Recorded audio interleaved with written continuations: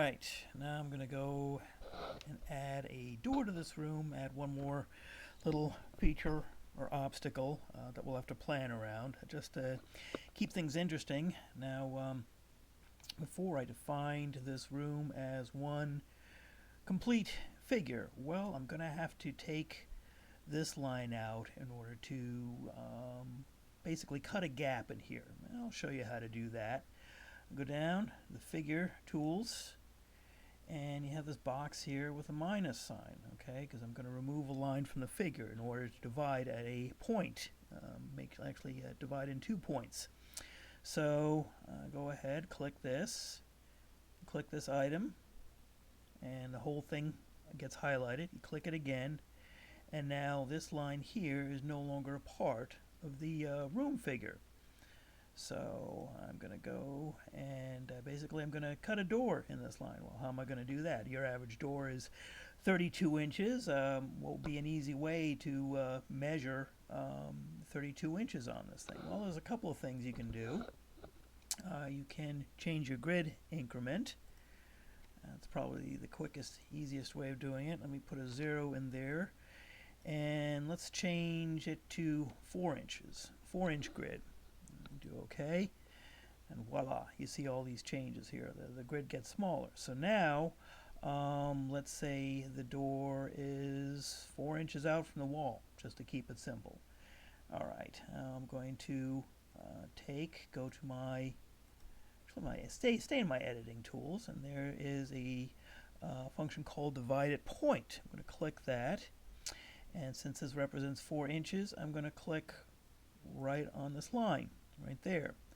Now 32 inches, what do you get? 4 divided into 32 is 8, so I count 8 squares. 1, 2, 3, 4, 5, 6, 7, 8.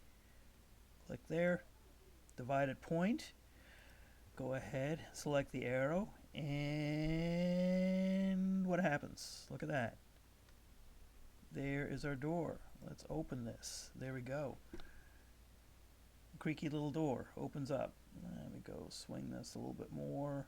Swing it open like that. Well, there's our door. That's an obstacle that we have to plan for, okay, in designing our bench work. Now you may wonder, it's like, well, okay, why don't you just go ahead and tear the door out and reverse it so it opens going out, so you don't have to move the benchwork around the door, take the door off the hinge, and put a bifold door. Well, let's just throw this in there just to complicate things. Maybe you're not in a position to do that or don't know how. I mean, I don't know. Let's just put it in there just as an obstacle. I mean, modern railroads have obstacles to deal with, and we're not going to be any different. So, okay, I've got this little door in here. I'm going to go ahead and change the property of this line so it's not so thick, just to indicate that there's a door there. Alright, I'm going to go up here and change the line property to dash dot dot. Okay, I've changed that. Now I'm back here in the editing tools. Go down to this little symbol called butterfly. Well, not called butterfly. It looks like a butterfly, but it's change object properties. I'm going to click it, and look at that. That changes to match dash dot dash dot dash dot.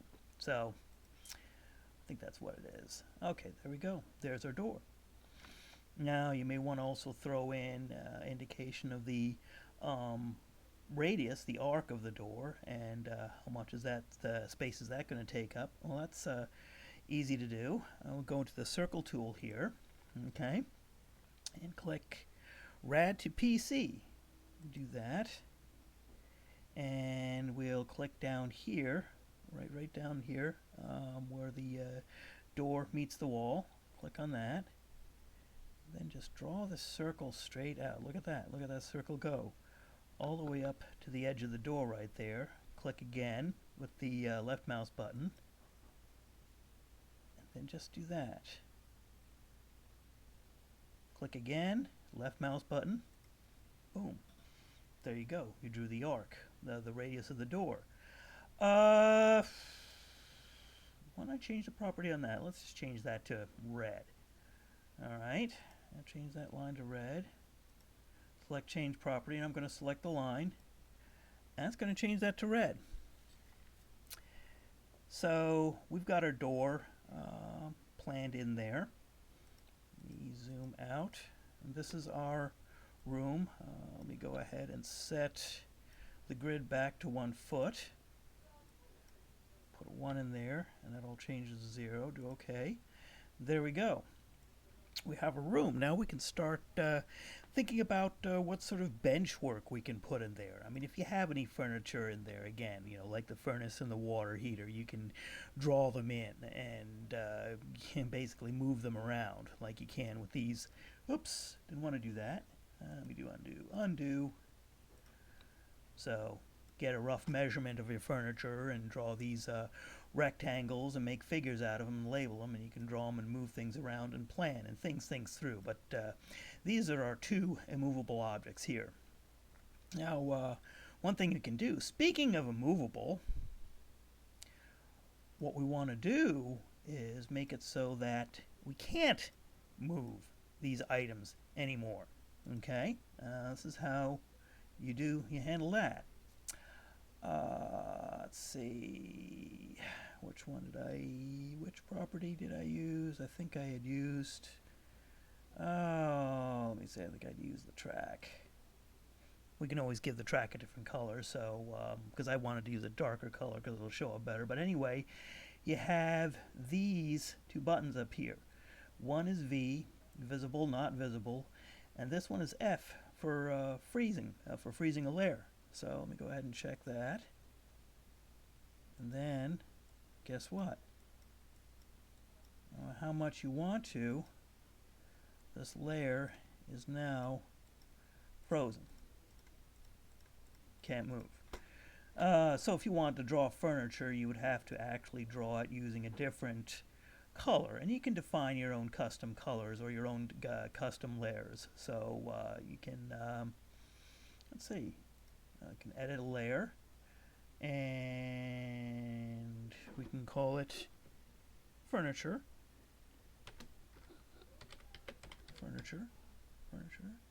No, I don't want to do that. I just want to create a new layer. Sorry, create a new layer. It's been a while since I did that. All right, that's more like it. Okay.